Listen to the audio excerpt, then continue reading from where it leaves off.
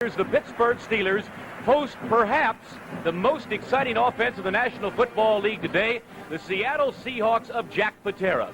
I'm Sam Nover, and my colleague on today's broadcast is the former Denver Bronco wide receiver Mike Hafner, who, by the way, has become the resident expert on the Seahawks. You've done, what, about a half a dozen of their games lately? About a half dozen. I've followed their progress as an expansion team in the National Football League. They're exciting, Sam. Yes, they are indeed. Oh, yeah. They beat San Diego up and down the field. They beat them to death last Sunday, but they couldn't win the ball game, losing 24-20. Steelers, meanwhile, a very impressive win in Buffalo, and you did that game, Mike. I did. Then Franco controlled in the first half, and then Terry Bradshaw got that arm cranked up and hit Lynn Swan and John Stallworth a couple times, and that was the game. There are some great matchups in this ball game, and we're going to be back in just a moment to examine those particular aspects of this game.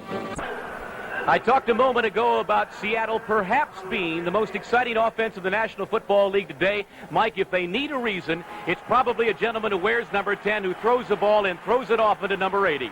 Maybe the young Fran Tarkington of the National Football League, number 10, Jim Zorn, last week against San Diego, threw for over 300 yards. His favorite wide receiver, number 80, Steve Largent, caught 6 for over 100 yards. Those two guys are going to be a factor today, and the Steelers are going to have to stop them. One way that they're going to have to stop, obviously, is pass defense, and the Steelers have a rookie starting. Their first one since Jack Lambert cracked the starting lineup back in 1974. That rookie is going to be tested.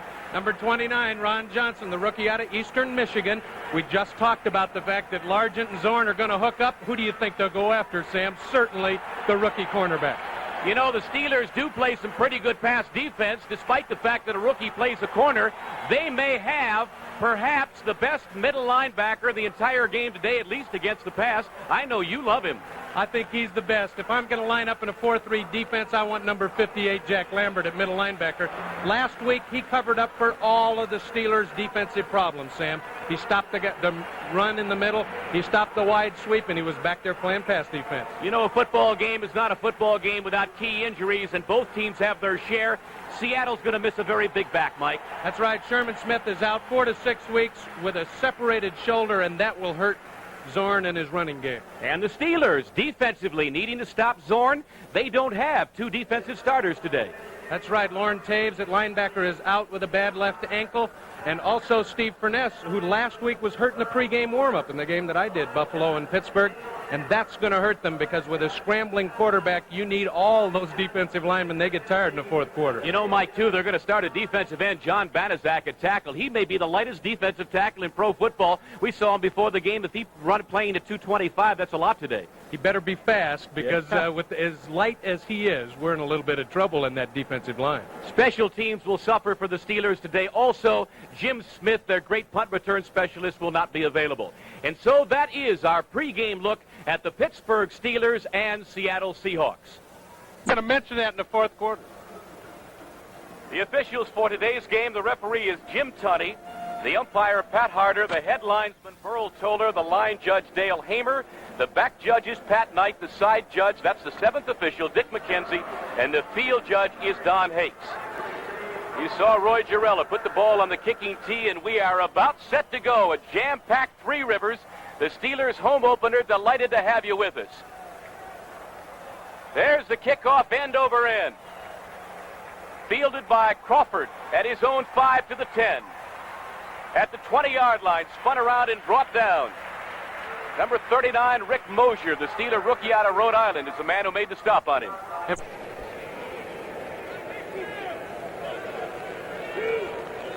Steve Largent's his main man, number 80 to throw to. You saw the wide receivers. Hunter 24, the split back. Testerman 42. First down at the 20-yard line, the Seahawks. Zorn to throw it on first down. The home run to Largent. And he just overthrew him, and he had him open by 10 yards. Sam, isn't it amazing that we talked about Steve Largent, the 6 passes he caught last week? And all of a sudden, the first play of the game, he's got him wide open, and Jim Zorn's not happy he missed him. Second down. Rabel in at wide receiver. The give to Hunter, nothing doing there. John Banaszak, number 76, is the man who brought him down behind the line of scrimmage. The Seahawks, by the way, will probably use messenger receivers today, shuffling Rabel and McCullum. There's the defensive front four of the Steelers. Looks pretty familiar, doesn't it? At least three of them, Greenwood, Green, and White. Banaszak the fourth. Banaszak snuck in there, too. He wasn't supposed to start, but he is now. Steelers bring in a fifth defensive back. Tony Dungy replaces Robin Cole. So it's third down, 10 yards to go. First series for the Seahawks. Zorn in an obvious pass situation.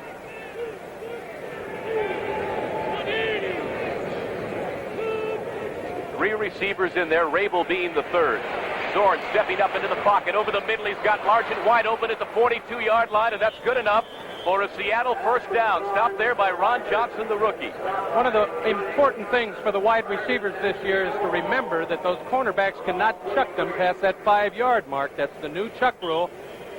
And Largent is going to get wide open because of that check rule.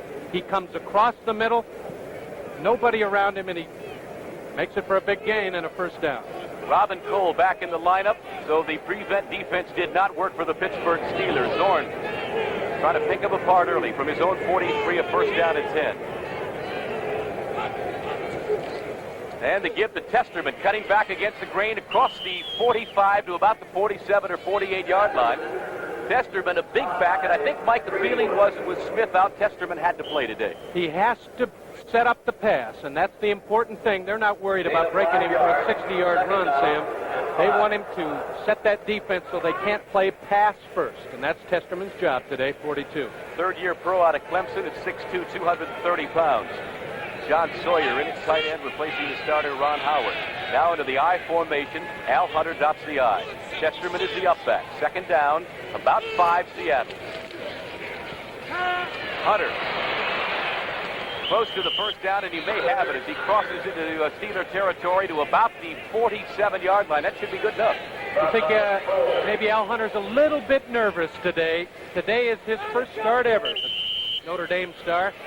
I think maybe the butterflies are flipping just a bit, Sam. He's got to feel good, Mike. They're only in their third year. Sims in at running back. Hunter gets the ball and dives to about the 40, inside the 40, maybe the 39-yard line. So the Seahawks are able to move the football through the air and on the ground against the Steelers early on. Here in the first quarter, we're still scoreless. Down, Sam. That is shaking up the Pittsburgh Steelers too much. And yet, Seattle's still driving. They're in this drive, and they're going well. As it is, you can hear a pin drop in this place. These fans are a little bit numb at what they've seen early. Hunter shifting to the top of the eye. Zorn gives to Hunter straight up the middle. A flag is down, maybe offsides Pittsburgh. Lambert there to make the stop along with 75, Joe Green at the bottom. Sam, we talked in the locker room with a couple of the Pittsburgh Steelers prior to the game, and they said this is the first time we have taken Seattle seriously. Last year, they had to score 17 points in the fourth quarter to come back to beat Seattle. This year going in, they know the Seattle Seahawks are a fine offensive football club. Well, that was the feeling we had before the ball game, talking to some of the players. There's no question about it. A legal procedure against Seattle, so the Steelers were indeed not offside. The Steelers realizing that the Seahawks are for real, and you can laugh about it. Chuck Noll says it every week. You know, you talk about my easy schedule. There is no such thing. Not in the National Football League. Anybody on any given Sunday, you want to use the old cliche. McCullum goes wide to the left. Largent at the bottom of your screen to the right. He wears number 80. And you could almost watch him all day because he's going to get the football plenty. Zorn back to pass. Threw it in behind his intended receiver, the tight end Ron Howard. L.C. Greenwood had the rush and the pressure on Jim Zorn, and the Steelers are going to have to get pressure on Zorn if they want to be successful. And also the tight end has become a big factor in the National Football League. You can't hit him more than one time inside that 5-yard stripe. At the Steeler 45-yard line, he's got 4 receivers. McCullum, Largent, Rabel, and Ronnie Howard, the tight end. Only one setback at Sims.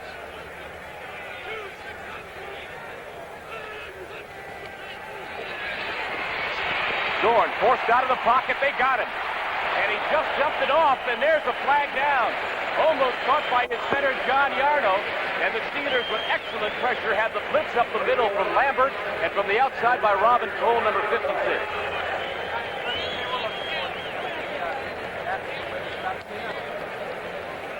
Yeah, Joe Green obviously happy about that call. That may be an intentional grounding call. Zorn back to throw. Everyone covered. 10 yards and loss of down. 4th down. There, we heard it. Intentional grounding, 10-yard penalty. And you see why. John Yarno all of a sudden became a pass receiver. He may be able to snap well, but he hasn't got a great pair of hands, I can tell you that. Herman Weaver back to punt on 4th down, standing at his own 30-yard line. A single safety, Randy Rudershan. Old Thunderfoot. He can boom him. Great product out of Tennessee. Kicked it short. Rudershan will have a return. At his 23. 30.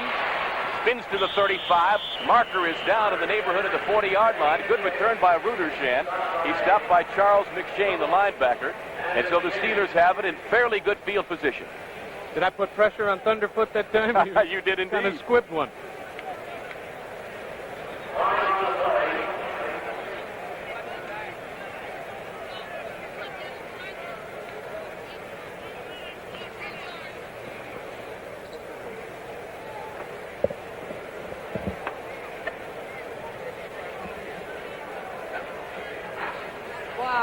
Clipping, number 67 during the run back.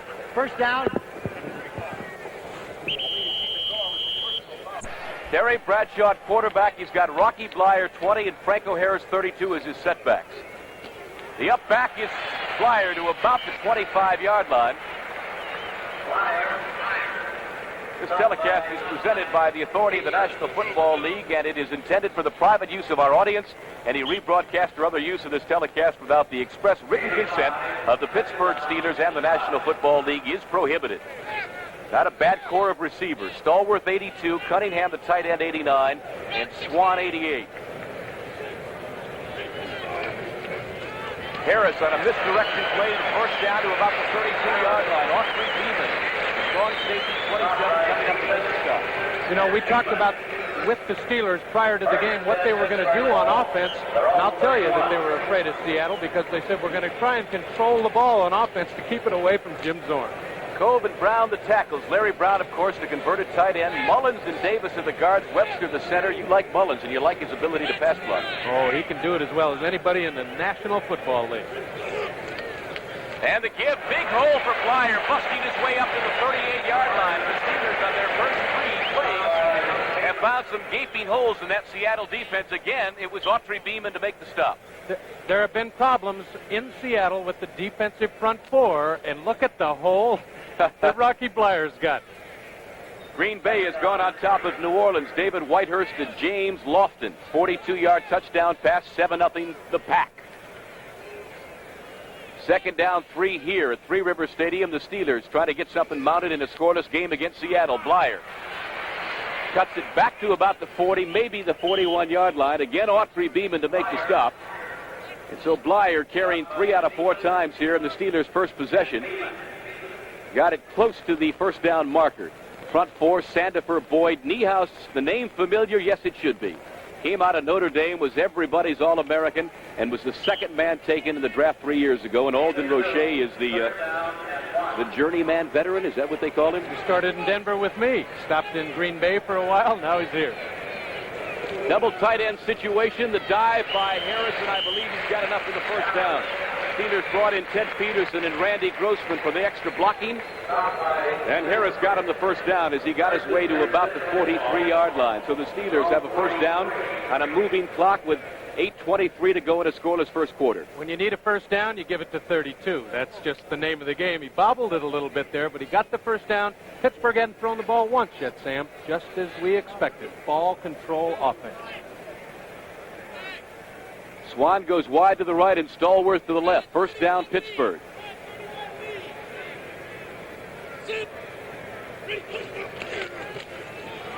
Harris, nothing doing there. Stacked up at the line of scrimmage. Sandifer met him. The 4-year veteran out of UCLA who missed all of last year. Give him a gain of maybe 1 on the play, Mike. 2nd down and 9.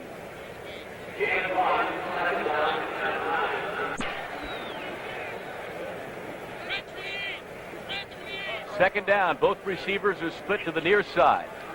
Harris trying to get outside. Knocked down shy of midfield. Dave Brown, former University of Michigan All-American, came up to make the stop. And a penalty marker is down as Harris tried to get it outside and couldn't get there. Dave Brown got to feel good every time he stops a Steeler, a former Steeler first-round draft choice. We played against him last year, Mike, and I think he came back here with the intention of trying to show them something. This year, he's far more mature about it. I think he's just coming back to win a football game and not trying to show the Steelers anything. He's proved himself in the National Football League. You don't play out on that corner spot very long and stick if you haven't got the talent. Number 52, offense. Still second down. At the 34-yard line. Second down, 19.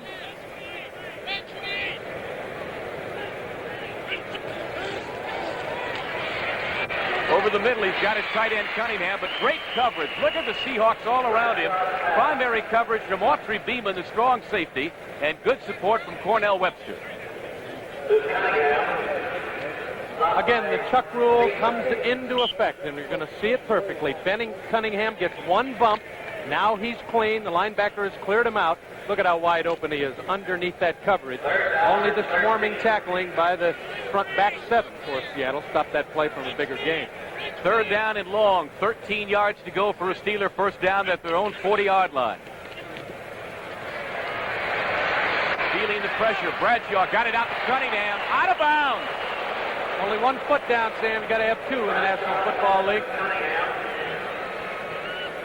Looked like a ballet dancer, didn't he? Tried to get them both down, but Big Benny couldn't do it, so the Steelers will have to kick it away. Here it is again. In college football, you can have 1 foot in for a reception. Watch 89, Benny Cunningham.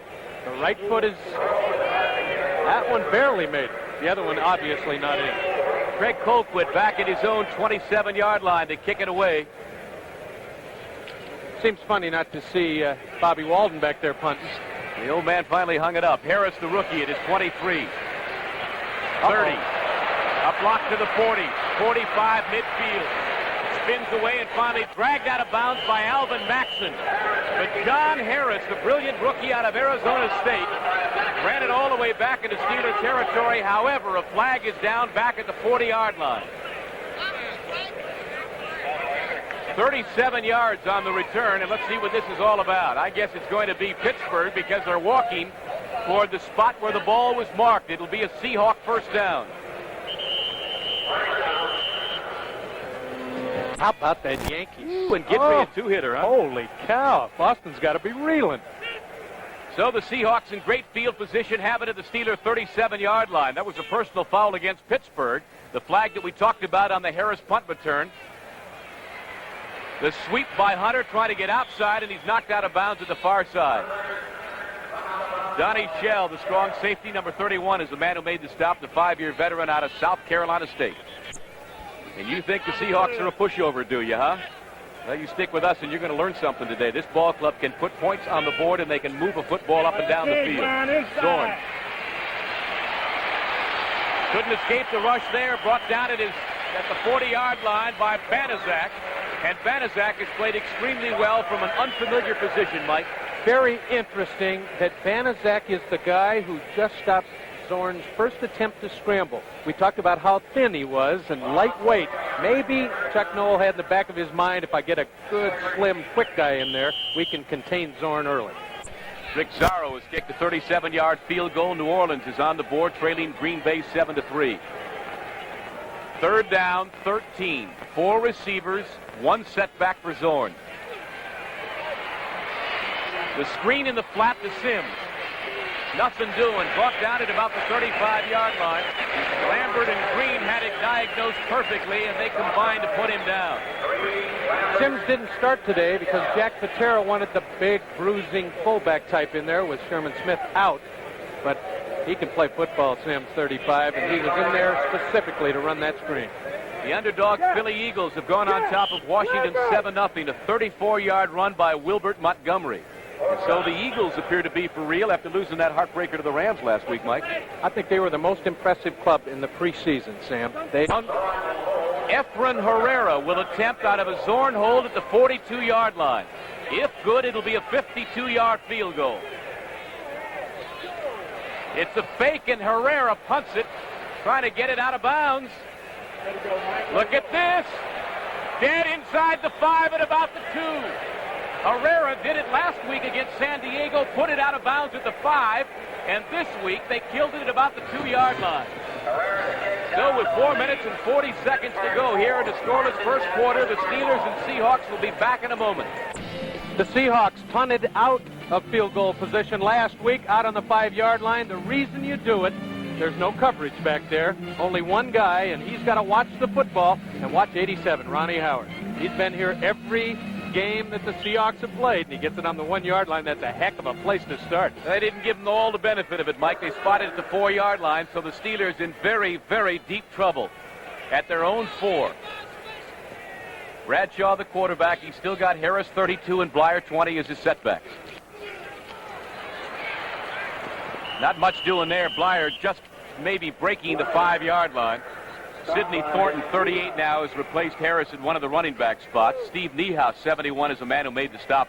That is difficult territory. What do you try to do? You don't want to give it up down there, Mike. That's for darn sure. You keep the ball on the ground, and it's important for Seattle to stop this drive because they know that the Steelers can control the ball on the ground. If they stop them here, they'll get another little uplift.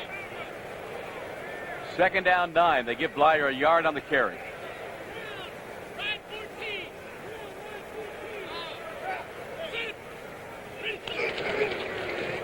Bradshaw.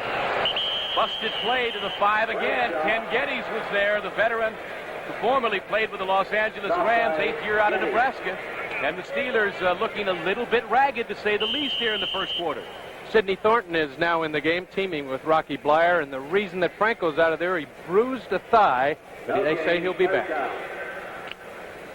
So it's 3rd down, and Stallworth comes in, perhaps with a play from the bench. Grossman out of there. Swan is the other receiver, and Bill Gregory has moved in. Along with Bill Cook, 67. Gregory, a fine pass rusher that Seattle got from Dallas. Bradshaw needs a completion, goes for his tight end, Cunningham. He can't hang on, and Dave Brown almost had 6 points. Woo! Dave Brown almost picked it off, and I'll tell you what, Benny Cunningham ought to cut that pass. Oh, well, Benny, you'll get another shot. Very slow coming along, Mike. His first 2 or 3 exhibition games, shaky as the dickens. Finally kicked well against Dallas and had a fairly good day against Buffalo last week. Oh, nice. Look at this one. Driving Harris back to his 45, and look at the excellent coverage by the Steelers. Randy Rudershand, the first man down the field, nothing doing on that return. And so the rookie Colquitt gets the Steelers out of deep trouble. A 50-yard punt. From Three River Stadium, the Steelers and the Seahawks are scoreless. The Seahawks have the football back again in excellent field position, but the Steelers are probably very happy to give them that field position. It could have been worse, Mike. Very much so. Colquitt, the young rookie, who's taken over for Bobby Walden. The 20 years he punted for the Steelers. Boomed one out of their 50 yards, and that's what you like to see out of a rookie. Well, if not 20, it seemed like 20, didn't it? Zorn with Hunter 24 and Testerman 42. Now Hunter moves back. Top of the eye. Largent in motion toward the line of scrimmage, and the give is to Hunter. Back to the line of scrimmage and nothing more. Steelers have traditionally played the run as well as any team in the National Football League, but much to their dismay last year really got burnt by the passing game, Mike. They had trouble last week against Buffalo. There's Franco Harris on the sidelines. He has a bruised thigh, but they say he will be back. Joe Theismann has run 4 yards for the Redskins' first score of the day. Washington 7, Philadelphia 7. Still in the first quarter.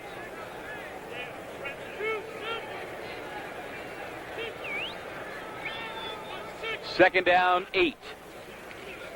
Zorn to Hunter.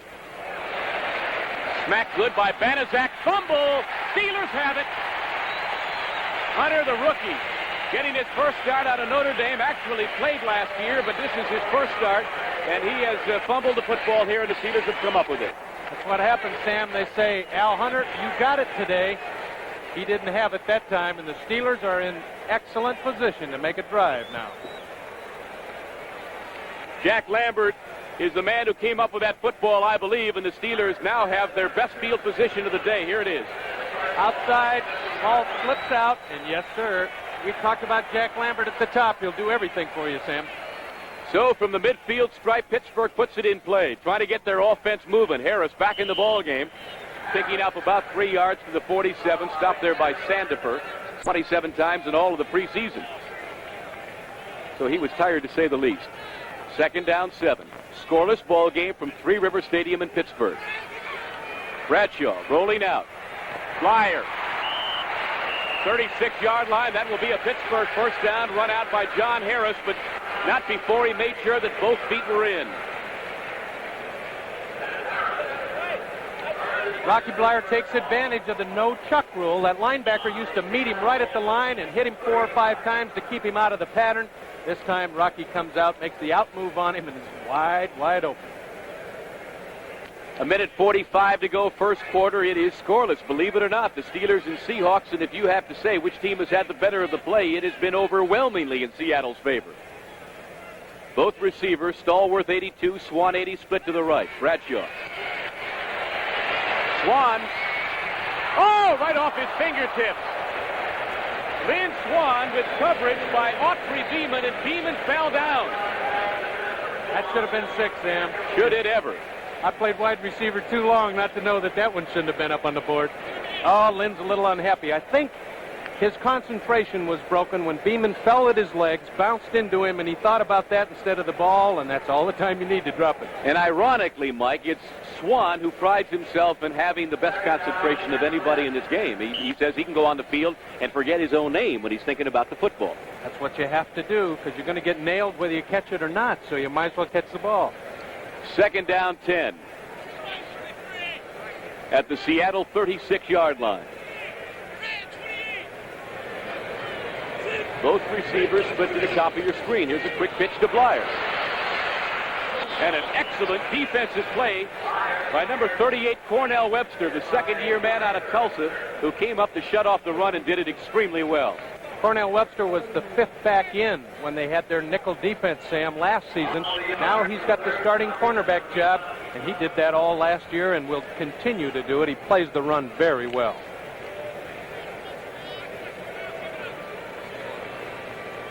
So the Steelers faced with a big 3rd down play here, 3rd down 11 at the 37-yard line, trying to keep their drive alive and at least get themselves in field goal range. Little play action from Bradshaw. Got a man wide open. Cunningham, 20-yard line. First down, Steelers inside the 20. Autry Beeman, who was all over the football field, is the man who made the stop. Kenny Cunningham, one of my favorites, and with the tight end being able to get open, and you see Benny there, oh, that hurt. You have to pay the price if you want to catch the ball in the NFL. Look at him, how wide open he is, Sam, and the reason is because of that new chuck rule. They can't hold him up. He gets there quickly into that defensive secondary. He was wide open. Terry found him easily, and that really helps the Steelers at a 3rd and 11 situation. Well, Autry Beeman did a wee bit of headhunting there, and he caught Cunningham, but good, and Benny is still down, being attended to by the Steeler doctors and their training corps. Son. So the Steelers, with a big 3rd down conversion, have it 1st down now at the Seattle 20-yard line. Good protection for Bradshaw. He's got Swan intercepted and then dropped. Picked up by Geddes, and I don't believe Webster it is, and I don't believe they're going to allow the interception. He had it, lost it. Actually, Swan had it and lost it. Then Webster got it and lost it, and the play is just an incompleted pass. You want to see 2 receivers drop the ball on the same play? You're going to see it. Lynn Swan surprised me. The throw was back to his left shoulder. That's tough for a right-hander. You'll see that he has to go back to get it. It slips out of his hands. Cornell Webster has a shot. He's going to run for a touchdown, and he forgot something, though. Pigskin slipped out of his hands. What a break for the Steelers. So it goes as nothing more than an incompleted pass. You must have control of the ball, and Webster didn't have control. 2nd down and 10. Franco picks up about 5 up the middle. Quick opener moving off his own right tackle, Larry Brown, between Brown and Mullins.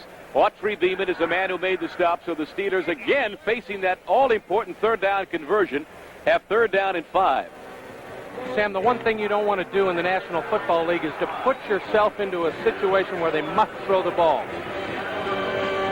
Well, we've come to the end of the first quarter here at Three River Stadium, a quarter in which the Seahawks have moved it up and down the field, but as you see, No score. We'll be back with the second quarter of today's football game. After halftime, Bryant Gumbel and Mike Adamle will bring you right up to date on everything around the National Football League and highlights of many of them.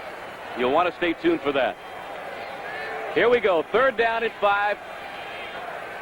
Biggest play of the first half thus far, if there is such a thing this early in the game.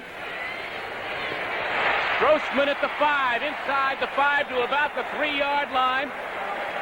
And the Steelers have sustained the drive again. It'll be 1st down and goal, and that's the man with the great hands. Not big enough, they say, to play tight end or beat anybody out. All he does is catch the football every time it's thrown in his direction. You know, the Pittsburgh Steelers never threw to their tight end. They just seem to be a blocker in their game. Brown has now moved to tackle for them. But with this new Chuck rule, you have to throw to the tight end. They just got to be open, and they have been all day. 2 out of 4 3rd down conversions for Pittsburgh. Second quarter, early seconds. There you see Bradshaw's stats. 1st and goal. Touchdown to Swan. Bradshaw to Swan, and he threw it the only place nobody in the world could have caught it but Swan. That was a perfect throw. You want that quarterback to throw that ball low in the end zone if he can at all possible. And I'll tell you, when you got 88 there to catch the ball for you, you can throw it anywhere.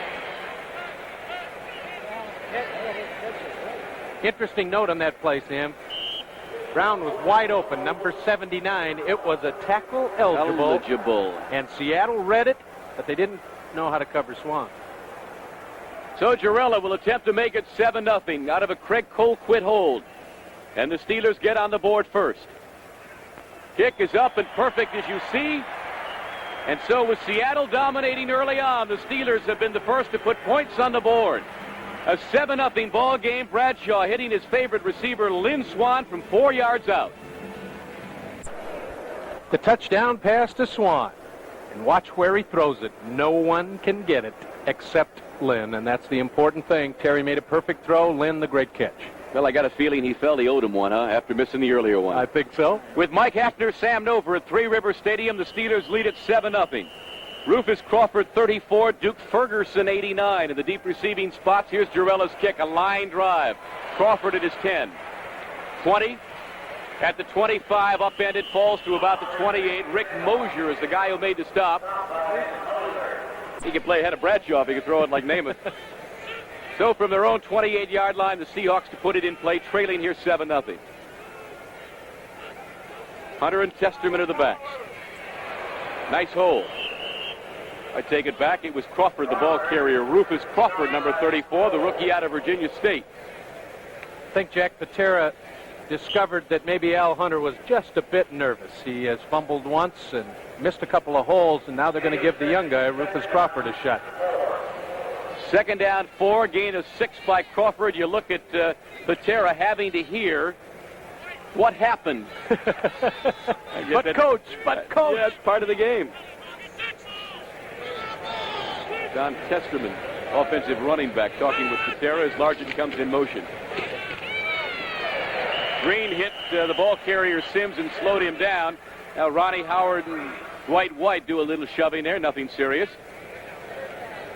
Steele's got the Eagles movement. He's got them thinking they can win, and as you have pointed out, Mike, on numerous occasions, that's half of the ball game here. That's it. You can believe in yourself. You got half of it, Lick. Then you got to have the talent. 3rd down and 2. Green's got him in the backfield, and Crawford is down at the 29. And Mean Joe, who did not have a particularly good game against Buffalo, is asserting himself here before the people who love him most. 50,350 strong in Pittsburgh. What a great play by Joe Green. I did that game last week, Buffalo-Pittsburgh. Joe was nowhere to be found. What a lift that's got to be for the defense. They know the pressure's on the defensive line, and to have the main man do his number, that's great. Thunderfoot Herman Weaver standing back at his own 15-yard line, kicking to Randy Rudershan, the single safety.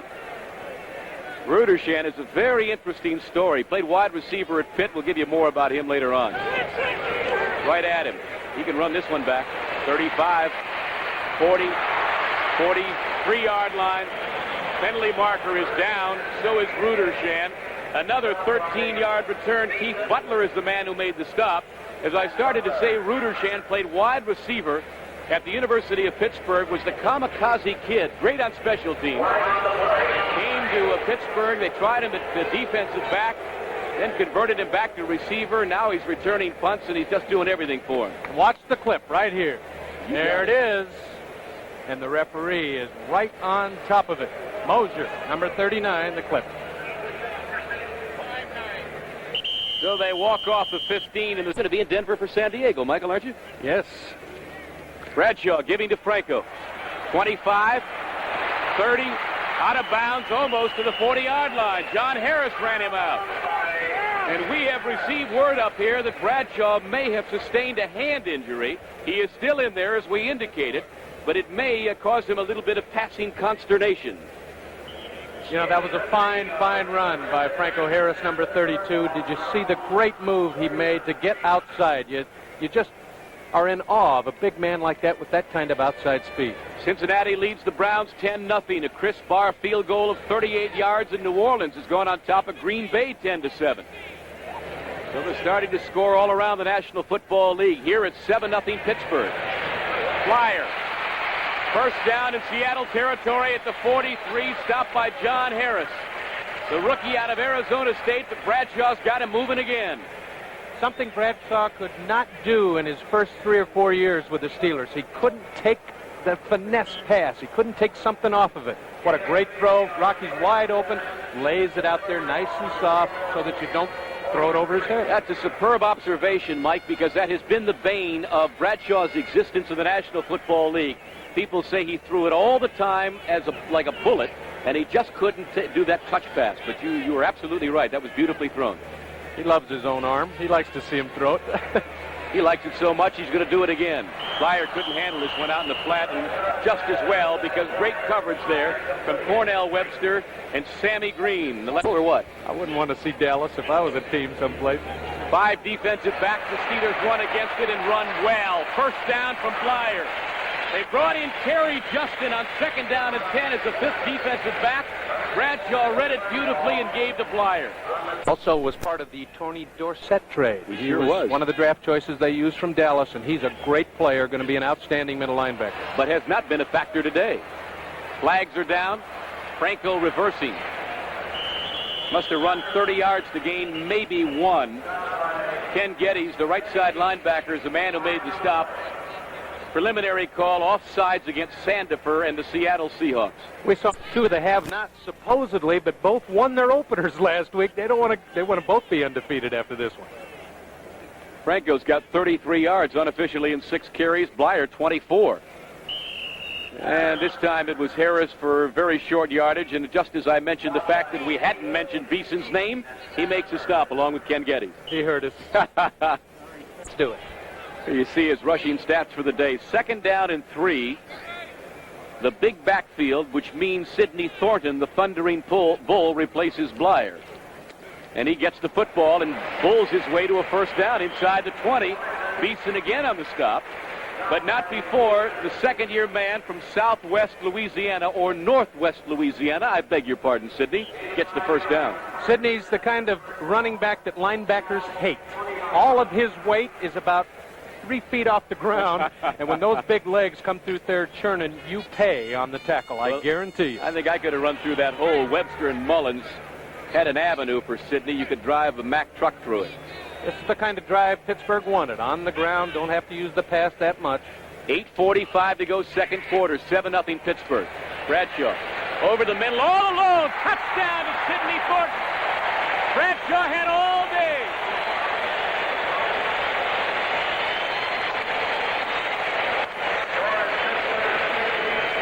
An excellent throw by Terry Bradshaw to Thornton out of the backfield, and watch number 36 of the Seahawks, Ken Geddes. He falls down, and that's why Thornton is wide open. You can see him now just crossing over, trying to get back into the play, but he had fallen down. Thornton wide open. Terry again took something off the pass because he was open, hit him perfect.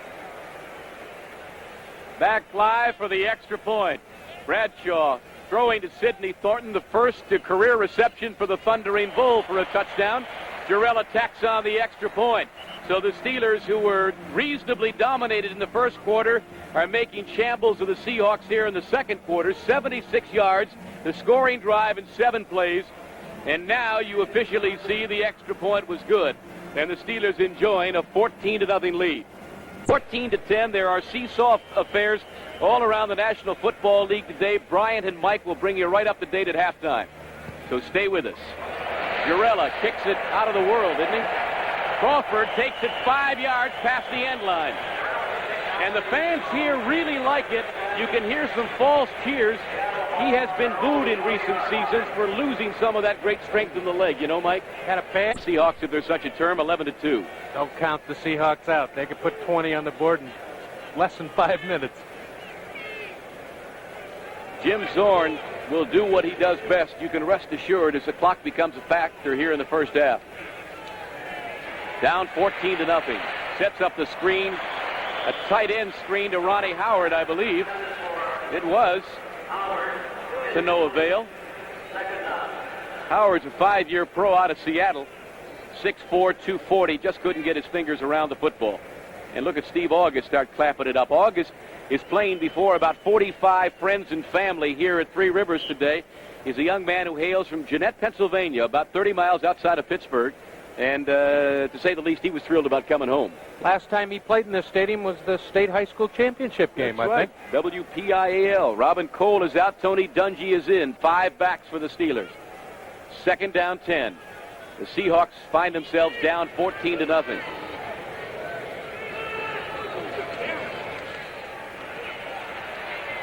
Over the middle to Hunter. 25. First down to the 32-yard line. An excellent piece of running by Hunter after he caught the football. Ham 59 and Donnie Shell 31 converged to make the stop.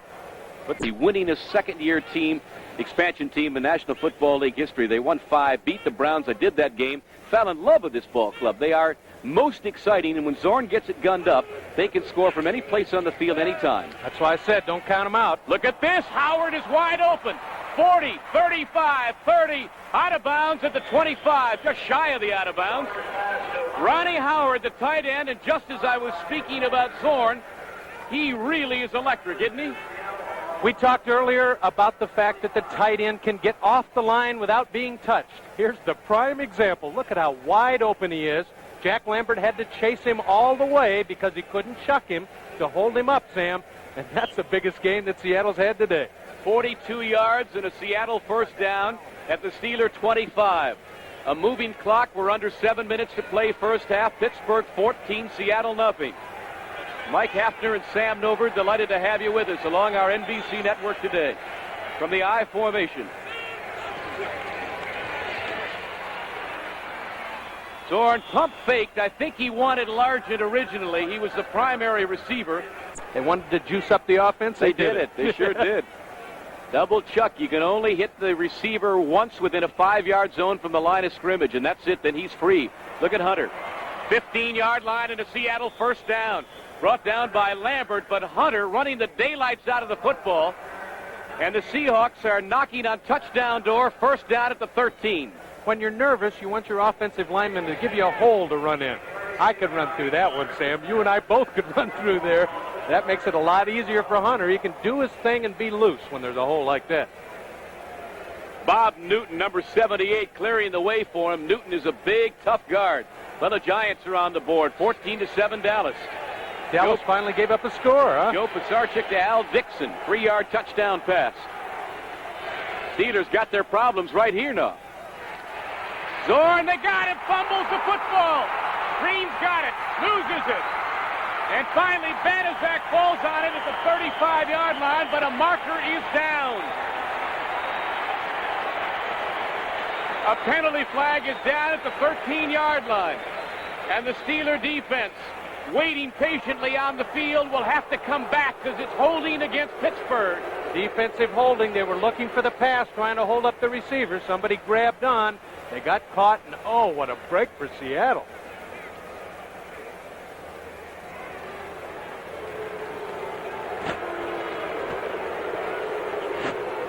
Holding, defense, number 68, first down. L.C. Greenwood is the victim, defensive holding, so the Seahawks, instead of losing possession at the Steeler 35, now will have it first down at the 7-yard line. 1st and 5. Tough break for the Steelers. What they wanted to do was put pressure on Zorn. They finally got the pressure. He fumbles, and they have to bring it back. Steelers now beef up the front four. They take Banaszak out, put Tom Beasley, 65, in. Beasley obviously bigger and stronger to play the run here. Rufus Crawford, 34. Testerman, 42, the running backs. Look at that. What a fabulous hole for Crawford as he dives and crawls to about the 2-yard line. And that will be... Oh, they're going to spot it at about the 1. Let's pause briefly for station identification. 2 yards away from getting on the board. David Sims, 35. Crawford, 34. Nothing doing. Crawford, great second effort as he slid off one tackle, and he got to about the 1-yard line. I got questioned all week, Sam, about the steel curtain. You'll see it yourself. Inches from the goal line. 3rd down. Touchdown! David Sims, number 35. Second-year pro out of Georgia Tech, and the Seahawks are on the board. It was 14-0, Sam, and I think everybody figured, well, the Seahawks are out of it. And then they come right back with an 80-yard march, keyed by that pass to the tight end, Ronnie Howard. And Sims into the end zone. Excellent blocking by Testerman, 42, to clear it out. Bob Newton, 78, the 8-year pro out of Nebraska, all of a sudden has come into his own. He was kind of a journeyman offensive lineman, but he has really beefed it up here the last year. Efren Herrera attempting to tack on the extra point. And he did. 6'40" and weigh 250 pounds. You got to get him the football. Got to get him the ball. 1st down. Steelers only have 1 timeout. Seahawks have all 3 of theirs. Bradshaw almost intercepted. First pass intended for Stallworth today. The ball arrived at the same time that John Harris arrived. He came in. Harris is a 7th-round draft choice. Jury is the 3rd. 5 defensive backs employed by Seattle. The Steelers counter with a run, and Harris crawls, maybe for the 1st down. I believe he's got it. Got it by a yard. He did indeed, to the 47-yard line. And the Steelers now with the clock moving at 58 seconds in their hurry-up offense again. Bradshaw back to pass.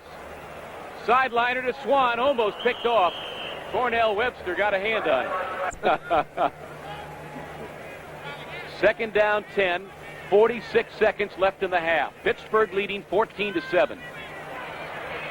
Nothing doing for Franco. Peter Cronin, number 57, the middle linebacker, along with David Brown, the ex-Steeler, came up to shut off the run. 3rd down, and the clock continues to move. Bradshaw's got 1 timeout left. He'd like to save it. Oh, way over the intended receiver. Lynn Swan, but they're going to get pass interference. What a break for Pittsburgh. That was overthrown by 5 yards, and somehow Cornell Webster bumped Swan, and the flag went down. Oh, I don't know about that one. There was no chance for Lynn Swan to catch the ball, and in order to call the penalty in that situation, it's a good thing he wasn't in the Kingdome calling that one. They might have been down in the field.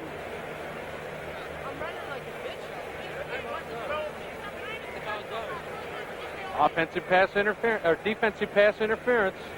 The Steelers were obviously in a 4th down situation, prepared to punt it away. They couldn't attempt the field goal. Now they got a chance for at least 3. The home run ball to Swan. Oh, and he couldn't hang on. Webster went up with him. Swan got his hands on it, but couldn't hang on. A little bit of a flat pass, Sam. I think the problem here, Terry should have dropped it over the shoulder of Lynn Swan. You see, he drills it. Webster had just enough time to get his hand up to knock it away. Had him beat, though. 14 seconds left, so Bradshaw will have a play.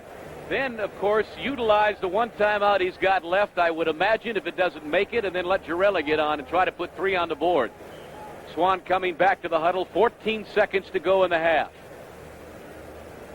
I'd go back to my tight end here. You've shown passes to your wide receiver. Let's open it up a little bit, draw those safeties toward the wide receiver, and hit Cunningham or back over the middle. See what happens. He's got all day. And he's got Stallworth! Oh, and a great defensive play. And again, I think Bradshaw was guilty of not getting the pass up, Mike, just as you pointed out. John Harris got back to break it up, but on both occasions, The first one to Swan, that one to Stallworth. The receiver had his man beat. You'll see the action right here. Very important that Terry get the ball there sooner. He did not. Gave a chance for Cornell Webster to react. Now he knocks it down. We want to welcome those of you who have been watching Cleveland-Cincinnati.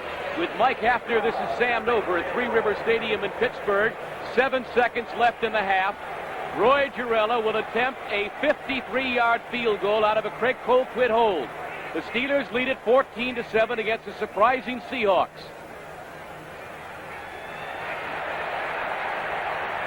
No good. Wide to the left. Girella had enough leg, I believe, Michael, but it was a little to the left. Again, we pointed out earlier, he's had a groin problem for 2 years. This is the first year he's got the power back, and you could see it there. 53 yards for Roy Girella is a long poke. Well, Girella, as we indicated earlier, has really incurred the wrath of the Steeler fans the last couple of years. They were really disappointed that he didn't get a better challenge from a rookie who had been drafted, a young man by the name of Jurek. He looked good in the first exhibition game or preseason ball game and then didn't do much after that. Well, quickly recapping, the Steelers tried to blow him out in the second quarter after Seattle had dominated early on in the first. Bradshaw to Swan, 7-0 Pittsburgh. Bradshaw to Thornton, 14-0. And then Jim Zorn brought the Seahawks back, capped off an 80-yard drive on a Dave Sims run from 1 yard out, and the conversion made it 14-7. That is precisely where we are as the gun sounds, ending the first half of play. It has been a great one. The Steelers have a man down on the field, incidentally. Somebody down there laying on the 50-yard line. But the Steelers, who had a chance to blow the Seahawks out, They didn't like that 14-7 lead coming into the second half against Jim Zorn and the crazies on offense in Seattle. Let's see what he does about it here in the second half of play. Efren Herrera set to kick. Alvin Maxson is the deep man for the Steelers, but it comes to Rudershan, and it goes out of bounds. And so a 5-yard penalty will be stepped off against Seattle, and now Herrera will have to kick it from the 30-yard line. He tried to get it to one of the short men instead of kicking it right down the middle. 14-7, Pittsburgh leads it. Nice to have you with us. Here's the second half kickoff for a second time. Maxson has it back at his own 5. 10. Great coverage by Cornell Webster. How's that for special teams play? Knocked him down at about the 17-yard line. And so the Steelers will start from that point, leading by 7. Bradshaw's on the field, so apparently that hand injury is nothing serious. Thornton, number 38, along with Rocky Blyer, number 20, is his setbacks. And that's Blyer, nothing doing there. Terry Beeson, the middle linebacker, number 58, is a man who met him head on and put him down right at the line of scrimmage. So it'll be 2nd down and 10, Pittsburgh. And again, the reason that Thornton is in there, we just caught a glimpse before we went to that play of Franco Harris getting his thigh and hip taped. He's got a little bit of a bruise. They say he'll continue to play, but Thornton's in there now. They gave him a gain of 1 on the play, make it 2nd down and 9. Swan is split wide to the right, Stallworth to the left. Stallworth has not caught a pass today. Thornton caught in the backfield.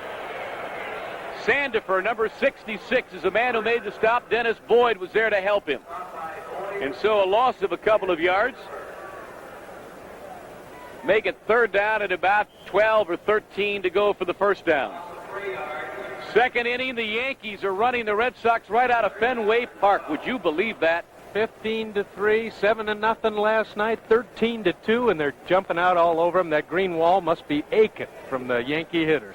And if they win today, they'll be in a virtual tie for first place, setting up that great series that you'll see at least one of them Saturday afternoon back in New York next weekend. The Red Sox and Yankees. Bradshaw scrambling for his life. Intercepted, but out of bounds. Autry Beeman. Silly throw by Terry Bradshaw. Should have never thrown it. Although he did catch it out of bounds, there was a possibility he could have got it picked up. Terry does a little Jim Zorn here. A little bit of coverage. He's scrambling. I think maybe he should have turned upfield and maybe tried for the first down, but he threw it right into the defensive back's hands, Autry Beeman. Back live. Steelers have to kick it away on 4th and 12. John Harris in single safety back at the midfield stripe. Colquitt got off a dandy in the first quarter, 50 yards from his own end zone. This one is not quite that good. At the 49. Harris hit, trying to get away, and down. Hanging on for dear life is Steve Corson, number 77, and a particularly impressive tackle for a big man, 260, getting downfield. 36-yard kick. Will be back to Pittsburgh in just a moment. They've got to have him back in there. Well, the Seahawks, speaking of gotta have, they got to have something out of this. Look at this field position at their own 49-yard line. Testerman, 42, is the up back. The pitch to Hunter. 50, 46-yard line. Brought down by Dwight White, number 78, a gain of about 5 on the play. Good call by Jim Zorn. 2nd and 5 is what you want to be in the National Football League. Some scores. Redskins blowing it wide open, 28-10 over the Eagles in the third quarter. To see that ball club next week against Oakland. Say hello to Bart Starr for me. He's my favorite. I like to see him win it. 2nd down and 5. Largent in motion. Testerman against the grain for about 3 yards. He'll be a little shy of the first down. 75 is Joe Green. Banaszak also assisting on the play, so it's 3rd down, an important possession play here for Jim Zorn, former Notre Dame star. Watch out, though. Zorn can sneak a pass in short, 3rd and short. Double tight end situation. And the dive to Sims. He's got the first down and plenty more. Inside the 40 to about the 38 before he got pushed back. And that offensive line, we haven't given him enough credit. Invariably, you don't, you know, Mike. But Bebout and August at the tackles and Lynch and Newton at the guards. Yarno the center. That's a young offensive line. They got 3 second-year men. At Dallas, 21-14. The Giants are not dead yet. Bobby Hammond, 11-yard run, getting the Giants to within 7 of Dallas. Giants are for real this year, Seth. So it's 1st down and 10 from the Steeler 37-yard line. The I formation, Zorn moving the ball club again.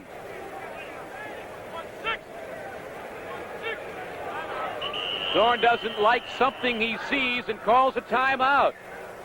So Jimmy Zorn, wisely calling a timeout rather than taking the delay of game, goes to the sidelines to talk to Jack Patera. The Steelers must be showing him something different here. We'll return to Three Rivers Stadium in just a moment. Pittsburgh still leading the Seattle Seahawks. It's 14-7. Yankees were 14 and a half out in the middle of July, and they're right back in it. What a series. Oh, that is I know a lot wild. of people who hate that ball club because Steinbrenner bought a world championship, but you got to respect what they've done this season. Really? From the I formation, 1st down for Jimmy Zorn and the Seahawks. Play action. Wide open, Largent at the 20 to the 15-yard line. Steve Largent beat Robin Cole. Donnie Shell, the strong safety, came over to help, but Largent was wide open on the crossing pattern. Times is not a lot. He threw it 32 times. Last Sunday, went back to pass 40 times. Game's not over yet, Sam. He'll get 30 in. 1st down at the 15. That's David Sims for a couple of yards. Stopped by Banaszak on the top.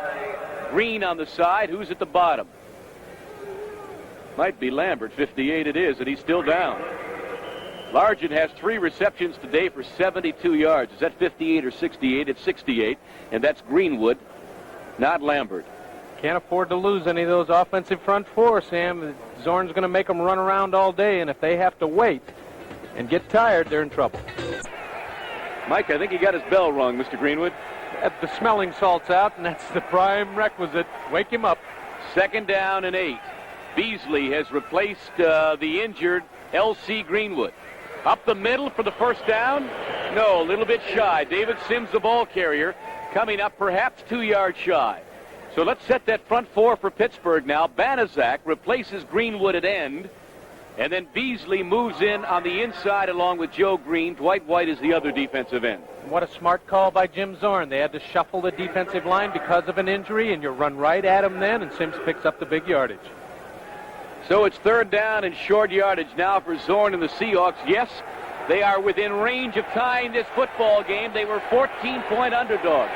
Less than 9 minutes to play, 3rd quarter. Double tight end.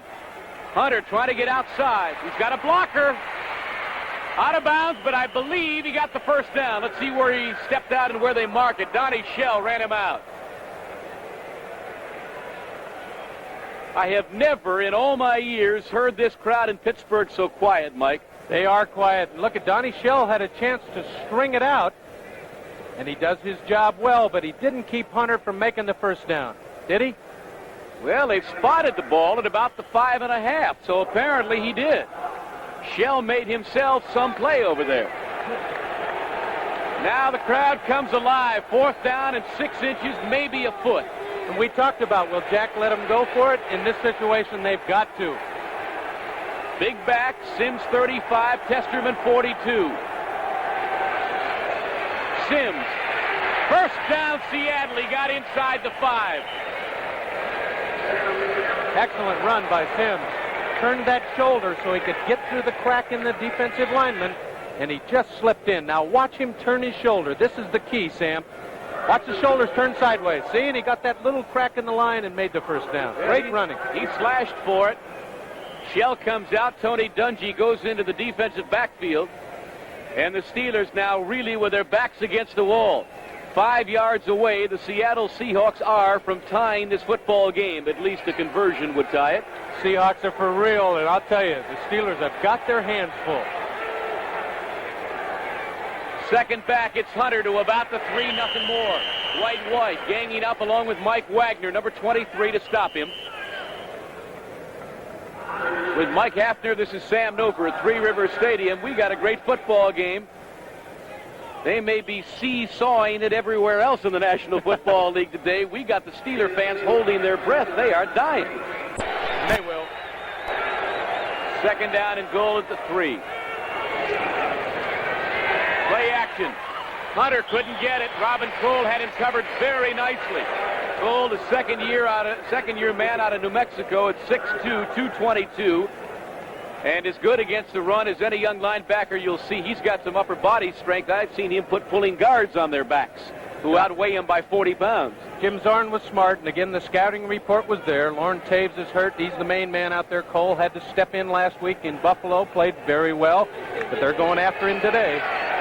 This Zorn is something else. I love him. Sims and Testerman, that makes 2 of us. Third down and goal. Sims.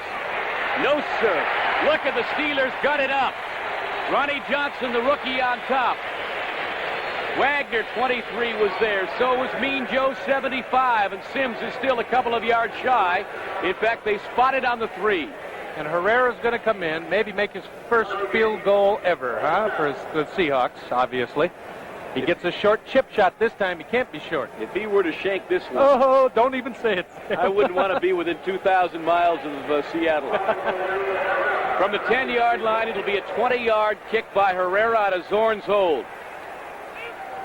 You're looking right down his throat. Perfect. Efren Herrera has earned his first paycheck as a Seattle Seahawk, and he's moved the Seahawks to within 4 points of the heavily favored Pittsburgh Steelers. That's the story. 14-10 Pittsburgh. Mike and I will be back in a moment. He's got the Charlie horse. Donnie Shell had to come out with some cramps. Herrera to kick it away in a 14-10 Pittsburgh lead. 6.5 minutes to go, third quarter. Alvin Maxson back at the goal line. To the 10. 20, fumbles the ball. Scramble is on. I think the Steelers have got it. They do. Maybe Corson, number 77, who recovered the fumble, but Maxson had that one come flying out of his arms. And it was Steve Corson, the rookie out of South Carolina. Actually, he's a first-year man. He was waived injured all of last year. The Pittsburgh Steeler fans, all of them took a deep breath when that one popped out of Maxson's hands. That could have really turned the game around. So from their 25-yard line, Terry Bradshaw, the Steelers, will put it in play. He's got Harris back in the game. He's got to get some offense going, Sam. It's a must. The momentum's on Seattle's side. Harris, nothing doing. Underneath, it's Steve Niehaus, 71. On top, about 4 of them, including Sandifer, 66. Dennis Boyd, 68. There's a young man you like a lot, Mike. Dennis Boyd can play football, and he, in his second year, was named captain by Jack Patera, who's coached some great defensive lines. You know that Dennis Boyd's a great player. Bill Gregory, number 77, replaces Alden Roche. Gregory was a late preseason acquisition from Dallas. Bradshaw to throw it. To Cunningham. No. Tipped away very neatly by number 38, Cornell Webster. And he and Autry Beeman have been all over the football field today. And again, I think it was not thrown well by Bradshaw. Poor throw. Again, Benny Cunningham broke early, and Terry didn't get the ball to him until much, much later. Gave the opportunity for Webster, who, by the way, is having an outstanding game. If you got to face up with number 88, Lynn Swan, every down, and you're doing as well as he is, he's having quite an afternoon. So Bradshaw now confronted with the kind of situation that Zorn had. 3rd down and 10. Zorn had it numerous times in Pittsburgh territory. Bradshaw's got to operate from his own 25. Split backs, Blyer and Harris. He lost this one to Swan. 1st down at the 42.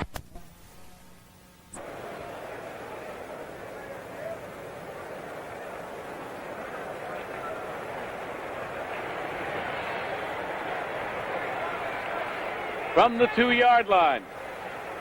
Bradshaw trying to give his team a comfortable margin. Harris, or rather Blyer, stood up at the line of scrimmage. Keith Butler, number 53, is the man. Sam Nover with Mike Hafner here at Three Rivers Stadium. Thank you, Brian, very much. We are in the 3rd quarter. You see Pittsburgh leading Seattle 14-10. Bradshaw to Swan, 7-0. Bradshaw to Thornton, 14-0. Then Jimmy Zorn brought the Seahawks back. Dave Sims capped off an 80-yard drive. The conversion 14-7. Herrera in the 3rd quarter, 14-10. The Steelers are trying to go in again. The gun sounds ending the 3rd quarter, so they'll have to score it at the other end of the field if they're going to score it. Pittsburgh 14, Seattle 10. Bradshaw will have some time now to talk with Chuck Noll, find out exactly what has to be done on 3rd and 3. Ready, but right now, let's see what the Steelers do. First play of the 4th quarter, 3rd down and goal at the 3. Thornton in motion, lead block for Harris. Trying to cut it up. No, he didn't make it. How's that for defense? John Harris, 44, lost his helmet at about the 1-yard line. Butler was over there, number 53. Wow. I'll tell you what, the Seahawks knew if they let him in the end zone on this 3rd down play, Sam, it might be all over. And look at how wild those guys are, fighting off the blocks. And to stop Franco Harris on the 1-yard line, you're doing a job. Are they going to go for it? Well, apparently not, because that's the booing you hear now. Bradshaw has to call for a timeout in all the confusion. Oh, that one's a wasted timeout. So Bradshaw back to the sidelines. He has spent an eternity there in the last 5 minutes of this football game. He is not happy with the slow process of the decision-making, I can assure you. It'll be 4th and goal at the 1 when we come back. Stadium in Pittsburgh, the chanting has begun. It's 4th down and goal at the 1-yard line. The Steelers lead by 4. The Seahawks try to gut it up here, keep the Steelers out of the end zone. Don't have to say this is a big play. Harris to the goal line. Touchdown, Pittsburgh. The Seahawks are not happy. The Steelers are obviously ecstatic about it. It took them 4 to punch it in, but that's why you got 4 down sometimes, Mike. That's right. That's why you got number 32 in the backfield. He just barely made it over the line. 75 yards in 16 plays. Peter Cronin is livid, number 57. He would like to bite somebody's head off, I can assure you. But the fact is, Harris got at least over the plane of the end zone, the goal line, and that's all he's got to do to get the 6. And so Roy Girella will now attempt to make it 21-10 Pittsburgh. Cole quit holding. Kick is up. It is letter perfect. And let it never be said that the Seahawks gave up, folks, because they made Pittsburgh fight for every inch of tartan surface here at Three Rivers. Ferguson 89, Rufus Crawford 34. There you see the score. Girella. Boomer. Almost out of the end zone. Crawford will have to down it. A touchback, and Zorn will put it in play at the 20-yard line. And the question is, being asked by a few in the press box, was Harris in or wasn't he? We'll get another look at it and find out, especially from Terry Bradshaw. He'll tell us, is he in? Well, I'm going to wait. Yes, now he's in. Thank you, Terry. I think Terry's a little biased, though. Yeah, I would think so. L.C. Greenwood is back on the field, so apparently that ankle or leg injury is not serious enough to prevent him from playing, number 68. You see him flanked on the left by Jack Ham. Zorn, excuse me, Mike. They need Hollywood Baggs in there for that pass rush. They got to have him. And because you know Zorn's going to be throwing it. From behind, Greenwood got him. And out of bounds at about the 17-yard line. Well, Greenwood dogged him all the way around from behind and came up on the blind side and hit Zorn out of bounds. When you've got a guy who scrambles, you want your people in there who are quick on the defensive line. They couldn't afford to lose him. I just said that. And there comes the speed of LC, and he's got him for a loss. You talk about possession. The Steelers went into this game wanting to possess the football. Well, the 16-play drive took 7 minutes and 22 seconds, Mike. That's a National Football League drive when you want to keep control. That's perfect. Great time. Kind that Chuck Noll is in love with, I can assure you. Second down, 14. Make it 13. Zorn with Hunter and Testerman in the backfield. Greenwood again, and he's down at the 8. Well, if he was injured, it wasn't very badly, I can assure you. Vanazak was there to help him, but Greenwood had the impetus and put Zorn down. I said they couldn't afford to lose L.C. Greenwood on that front line. They got to have it. That's the fourth sack of Zorn and the Seattle Seahawks. And White, 78, is down. I guess everybody has to get a little nick or bruise on the Steelers before they get cranked up. He is reeling a bit in agony. 78, the veteran out of East Texas State, number 8. White, who has had a fabulous career with the Steelers. I will best remember him, Mike, I think, for coming out of a sick bed with 102 temperature and playing in New Orleans in Super Bowl IX like nobody's business. When he was sicker than a dog, had been in the hospital, he had, I think, pleurisy. That's what it was? Just a fabulous effort. Well, Pittsburgh fans will want to know about that one. 10-3 Cincinnati. They're in the fourth quarter over the Browns, and Cleveland was favored. And White is on his feet, by the way. Don Cockcroft, the field goal from 32 yards. The Giants are not dead yet. Down by 10 in the fourth quarter to the Dallas Cowboys. And Washington, a runaway over the Eagles today, 35-16. Theismann has got it together. Bobby Beathard is the new general manager there. And here we got another score. How about that? Kansas City's Wing T's coming back 10-6 over Houston. There's your upset of the day if it holds. Kansas City leading Houston. 4 linebackers. Third down, 17 for Zorn. Testerman for about 5, and Lambert stands him up, and they put him down. And maybe not a bad play call by Mr. Zorn. He's got 13 minutes to play here in the fourth quarter. He can still get 2 touchdowns on the board. He didn't want to throw an interception there and give the game to the Steelers. Hand might have been all for him. Nat Terry and Randy Rudershan in double safety. Thunderfoot Herman Weaver on the goal line. He'll need a dandy here, and it is. Not much hang time, but he kicked it long. Fumbled by Terry. Rudershan still loose. Steelers have it back at their 37. And a few hearts skipped a few beats here at Three Rivers while that ball was bouncing around. Dirt Winston made the recovery. Tell you, if it wasn't for Winston, Seattle would have had the football. 47-yard kick by Herman Weaver. Flag is down. They may walk it back again.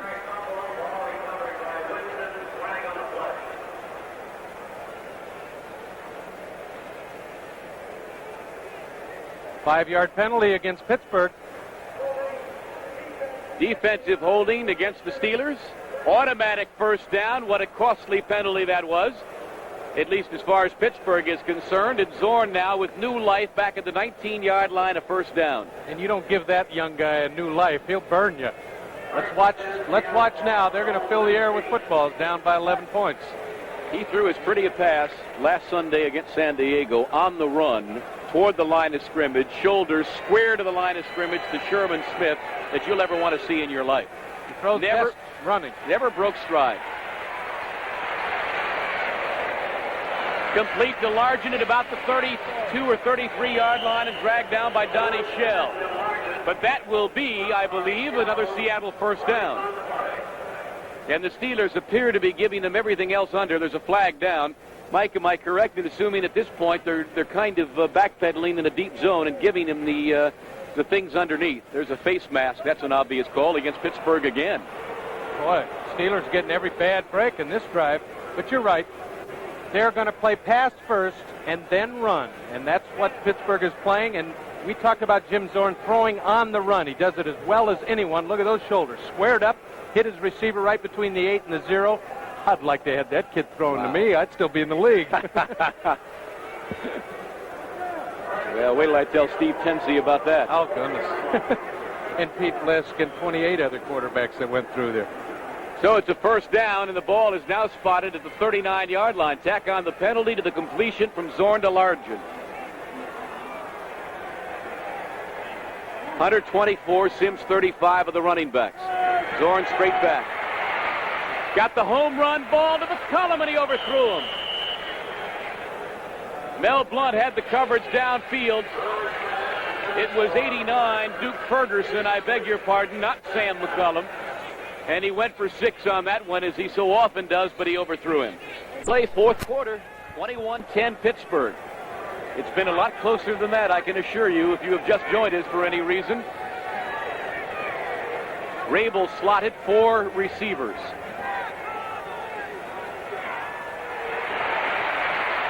Zorn had to run for his life and got it back to the line of scrimmage. Excellent pressure by the Steeler front 4.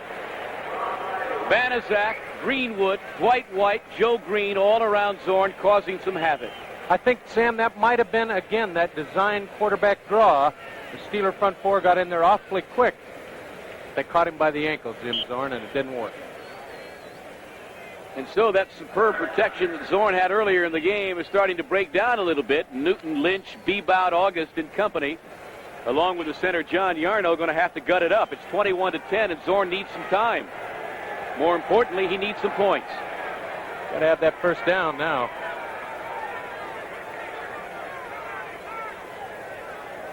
Faking the blitz. Now they come late with it. Pass intended for whom I don't know, but it was not near anybody. Maybe Ronnie Howard, the tight end, 87. He wasn't within 10 yards of the ball. And Zorn now goes off on the far side, having to get the pieces back together. He has not had a particularly good day, although he's never been known for his completion percentage. But he's put it up 17 times for 148 yards on the 7 completions. The 28-yard line to a double safety of Terry, 41, and Rudershan, 40. Beautifully high spiral kick. Terry at the 15, trying to reverse his field. And he's down at about the 22-yard line. Doug Long, number 23, along with Peter Cronin, 57, there to make the stop. 11:29 to go in regulation time. You see the score. We'll be back in a moment. Dave Parker's a powerhouse for those Pirates. Dave Parker may just be the best all-around baseball player in the game today. But it's football we're concerned with at the moment. Harris, 25, leaps over a man. 5 or 6 yards on the carry. Terry Beeson is a man who knocked him down, along with Sammy Green. If there's any team in the National Football League that can control the ball, it's the Pittsburgh Steelers. Terry Beeson, the middle linebacker, number 58, knows that. He's going to follow number 32. Makes the tackle, but Franco can rip 5 on you anytime he touches the ball. Ken Geddes also great lateral pursuit, coming way over from the right linebacker spot, and he also made contact. Gain of 6, second down 4, and if the Steelers put it up very much here, we'll be shocked up, at least in this booth. They better not throw the ball. They don't want to give Zorn the ball back. 10:45 to go. They want to kick off as many as they can, and that way, keeping the ball on the ground, picking up first downs is the best way to do it. That will be very close to a Steeler first down, maybe a half a yard shy. I'll test my eyes, Sam. Say it's short by 6 inches. They're going to measure, though. Riddle, but can leap up and hurt you anytime. Boy, your eyes are fabulous. You've got $6 million eyes, Hafner. No speed, but I have good eyes and good hands. Double tight end. Grossman, 84. Ted Peterson, 66. Joining Cunningham. Lynn Swan and Stallworth are both out. Third down. Most important possession play for Bradshaw. an opportunity, if he can convert here, to tick off another 3 or 4 minutes on the clock. All you have to do is execute. You should be able to make the first down easily. Franco, first down, into the pile. He didn't have to get much, and he got it. Geddes met him, but after he had penetrated the line of scrimmage, John Cope, 55, getting up. Moon Mullins, 72. Mullins is probably the best pulling guard the team has. Maybe the best one in the NFL. He's what you call your all-around talent. I guess the athlete syndrome, which is so prevalent in football today. A guy who can run well, do all those things despite his position. And also a bright young man. He knows the game. So the Steelers keep possession at the 33-yard line. First down and 10. And Flyer spun around by Beeson. Gregory was also there. It looked like he had daylight for a moment, got spun around. He may have run into his own blocker, Sam Davis, 57. But a gain of no more than a yard on the carry by Robert Patrick Blyer, who is not feeling particularly good today after his Irish of Notre Dame got knocked off by a Mizzou. 3-0. Warren Powers, an old Oakland Raider defensive back. Put it on Dan Devine, the former Missouri coach. From the 35-yard line, give him a gain of 1. Second down and 9. We'll update you on some baseball in just a moment after this play. Bradshaw to throw it. He's got a man over the middle. It's Swan at the 45, and that'll be a Steeler first down. Geddes tried to strip him. Look at this. Harris and Swan. Cooler heads prevail. Mullins got into it a little bit late. John Harris, the rookie out of Arizona State, having to be restrained by Ken Geddes. Swan will take no more of that nonsense after George Atkinson, late of Oakland, gave him 2 concussions. Not 1, but 2. I think Harris a little bit frustrated. The rookie, he's seen number 88 too many times today, catching passes. It just finally caught up with him, and Lynn wouldn't take any of his guff. Cardinals lead the Phillies 6-1 in the 7th, baseball-wise. Yankees 6-2 over the Red Sox, 5th inning. Pirates, as I mentioned, were tied at last report in the 5th with the Mets. Harris trying to get wide. Sammy Harris, 56, the left side linebacker, along with Cornell Webster, coming off to shut the run down. But the Steelers are doing, Mike, exactly what they wanted. Patera must be in mental anguish on the far side, watching the clock continue to run. It's 8:10 now left in the 4th quarter. Perfect drive by Pittsburgh. They've kept the ball on the ground. They've thrown only 1 time. That to Lynn Swan for the first down. Patera, what do I do next to stop this crew? 5 defensive backs on a 2nd down 11 for the Steelers.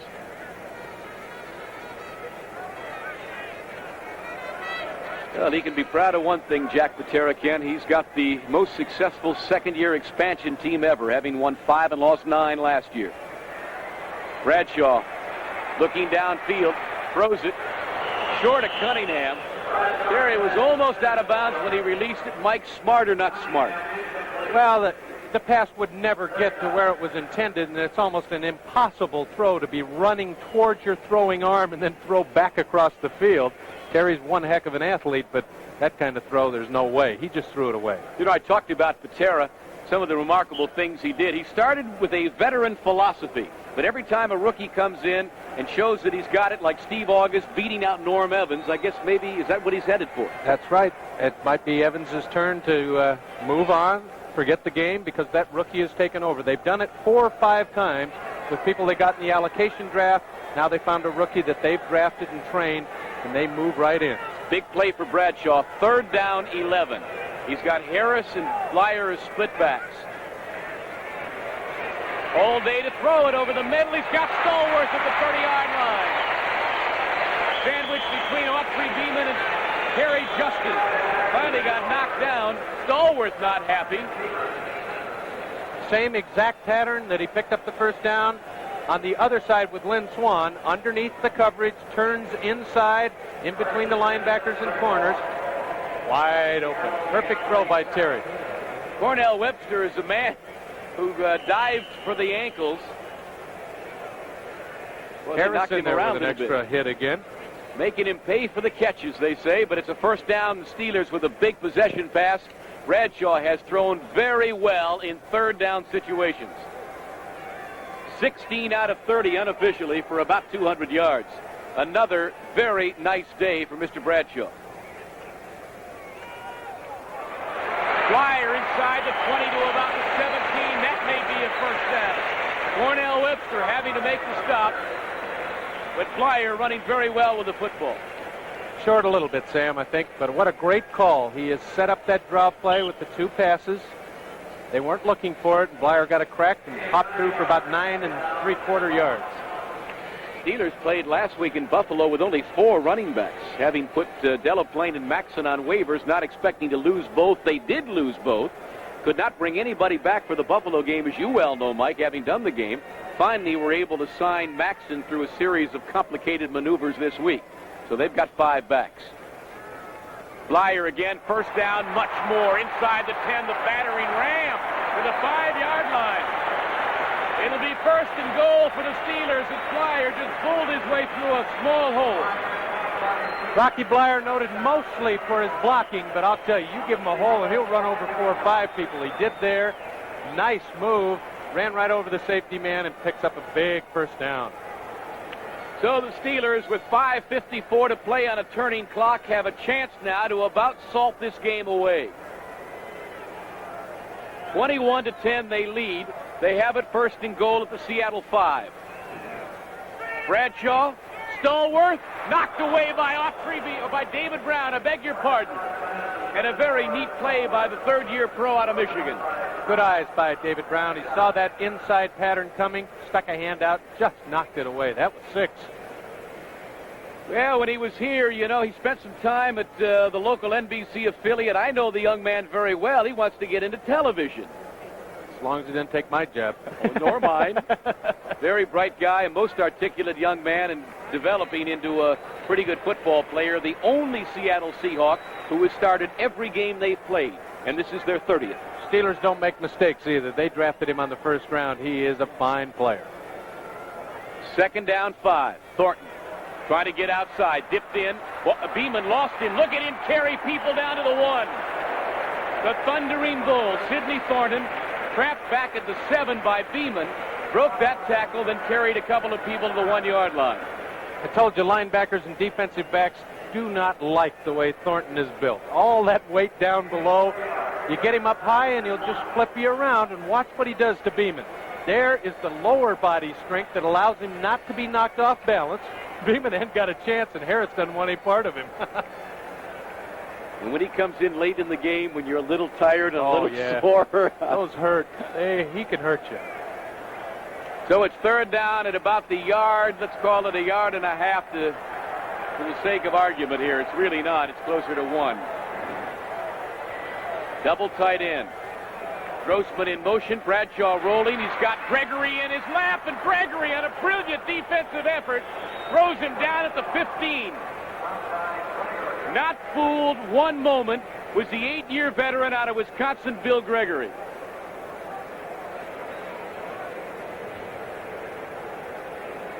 Bill Gregory picked up from the Dallas Cowboys right before the final rosters. Nobody touches him. Somebody blew an assignment, Sam, because you don't see a defensive lineman coming in that clean. So Roy Girella now will attempt to make it a 14-point lead. He will attempt one from the 21-yard line. It'll be a kick of 31.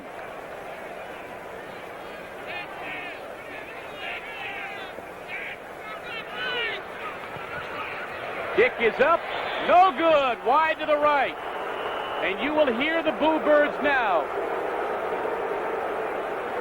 Certainly nobody realizing that the spread was 14 points today, would they, Mike? Oh, they know it, Sam. Still a 21-10 lead for Pittsburgh. We'll be right back. 3. With Mike Hafner, this is Sam Nover back at Three Rivers Stadium. You are looking at, I would think, a reaming out session. Oh, he's mad at him. Ted Peterson is the man who apparently blew the assignment on Bill Gregory, and Chuck Noll has been jawing at him all the time you were watching whatever you were watching away from Three Rivers Stadium. We're back live, and Zorn will put it in play from his own 20-yard line. 21-10, Pittsburgh enjoying that 11-point lead, and flags are down all over. Ronnie Howard, pass complete to Sims. None of this will make any difference because Howard obviously was in motion. Incidentally, a far cry from last week. Seattle had 78 plays last week. As you look at Howard move, well, that was obvious. 78 plays, Mike. They possessed the ball for 38 minutes. This week, they've been outplayed, as far as plays are concerned, by the Steelers 65-46. That's the difference in the ball game, and I wouldn't want to be Ronnie Howard going back to the huddle. Jim Zorn can shoot darts at him just looking at him. 5:03 to play in the fourth quarter. It's still a 21-10 Pittsburgh lead. If the Steelers couldn't hold it, they will be 2-0 on the year.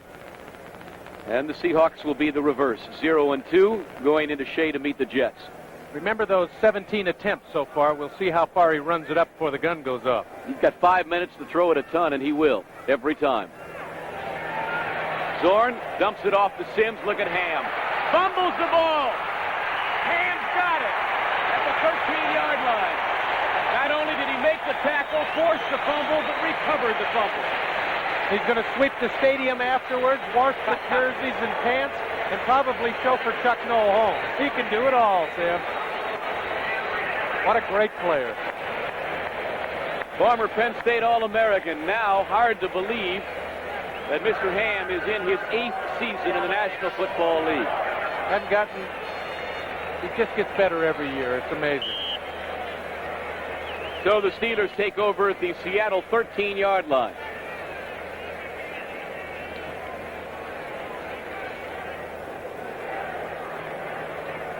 Harris 32 and Blyer 20 are the setbacks. They split Stallworth wide to the left and Swan to the right.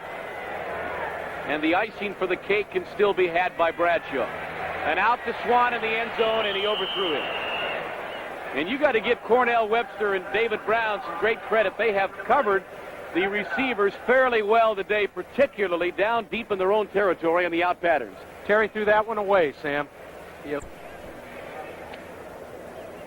Don't forget our 4 o'clock games that follow. Some of you will see Miami, Baltimore, others Oakland, San Diego. And maybe a few of you will see no football. But please wait and check it out.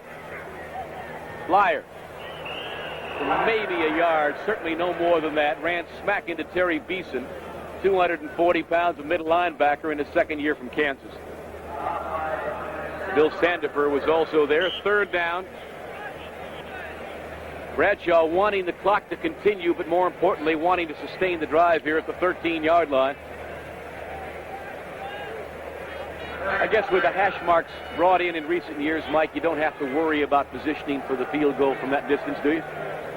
No angle anymore, even up close. Bradshaw back to pass, rushes on, chased out of the pocket, fumbles the ball, and Seattle's got it back. Dennis Boyd at the 27-yard line. Wow.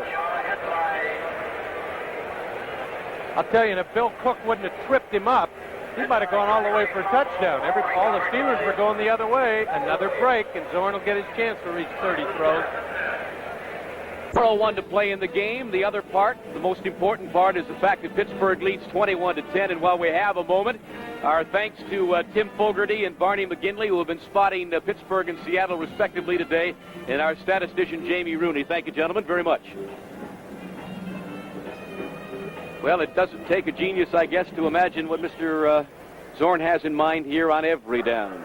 You're going to see that pigskin up above the ground at least 16 feet on a regular basis.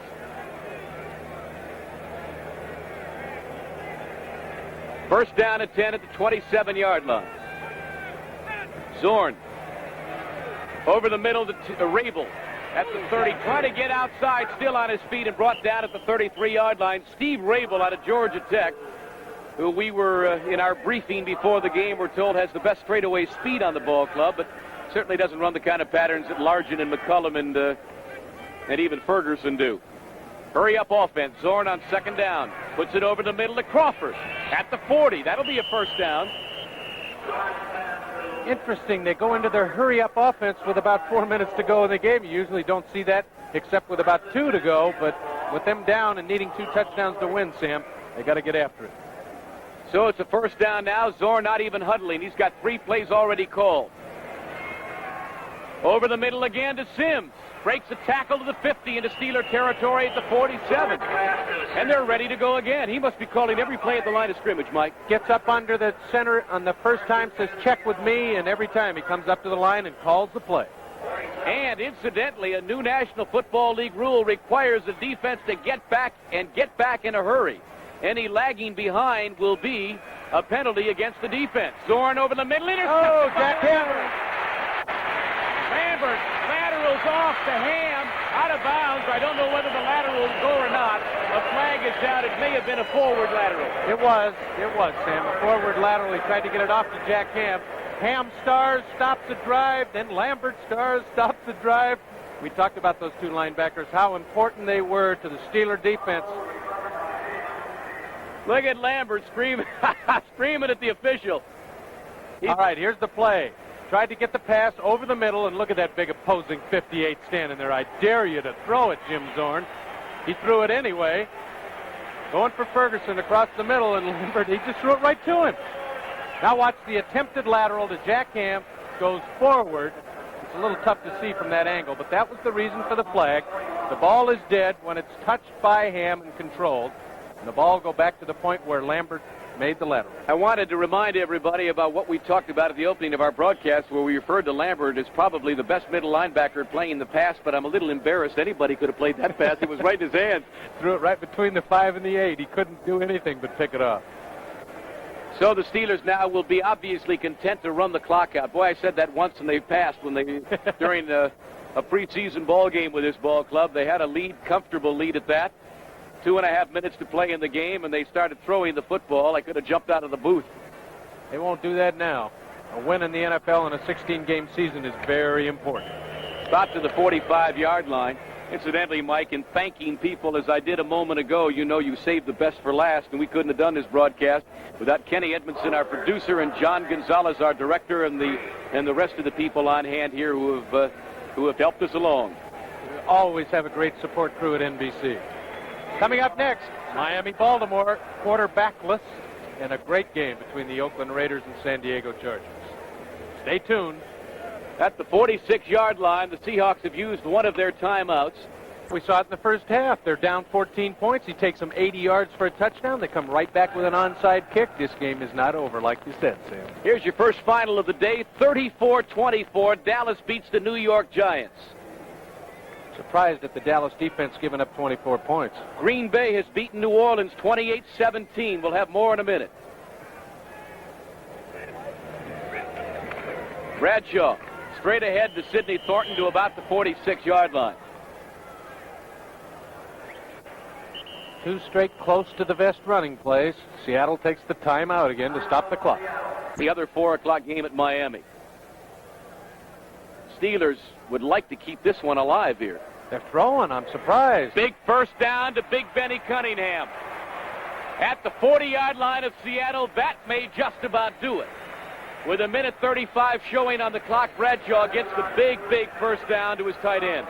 That may have been the discussion that Chuck Noll and Bradshaw had on the sidelines. Let's get one more first down and bury him. Take all the timeouts away from the Seahawks and don't give it back to Zorn. Fair to the game. We are not looking past this club because they are good, and that'll be a problem for them. You're absolutely right. At the Seattle 40-yard line, Grossman coming in tight as Bradshaw calls him in. 2 running backs. And to give to Thornton. Sam Davis leading the way. Thornton goes outside. Beeman can't hold him. He falls to the 35. And this will be, if used, the final timeout for the Seahawks. Clock continues to run, a minute 19. Well, either they're out of timeouts or they're going to wait. I think they've decided that the Steelers have got it well in hand. Swan, the big receiver in the ball game, with 6 catches for 65 yards and the opening touchdown. Cunningham had 4 catches again today. That's 7 receptions in 2 ball games for the Steeler tight end. They discovered the tight end in Pittsburgh land. And Zorn, surprisingly enough, didn't put the ball up nearly as often as we thought he would. Never had a chance. Never had the ball. Rick Mosier, the rookie out of Rhode Island. Look at him run, breaking tackles to the 20. Clock continues to go. Another big Steeler first down. Rick Mosier, number 39. He sent Jack Delaplane packing, and Delaplane was a pretty promising back. quite a hero in this town, too. Jack did a lot of things for a lot of charities, and he was very popular. The hydroplane for his ability to run in the rain. He wouldn't have been needed today, though, would he? Hey, don't miss the second half of the doubleheader. Miami at Baltimore, San Diego and Oakland. 19-yard line is the line of scrimmage. This may very well be the last play of the game if the Steelers elect to even run it. They have won their second straight. Bradshaw falls on the football, and that is all she wrote from Three Rivers Stadium. A very, very nice victory for Chuck Noll, one that places him in a tie for 16th place with Blanton Collier on the all-time list. And for a man who's only been coaching for 10 years, that ain't bad. That's the end of the ball game. The final score, the Pittsburgh Steelers 21, the Seattle Seahawks 10.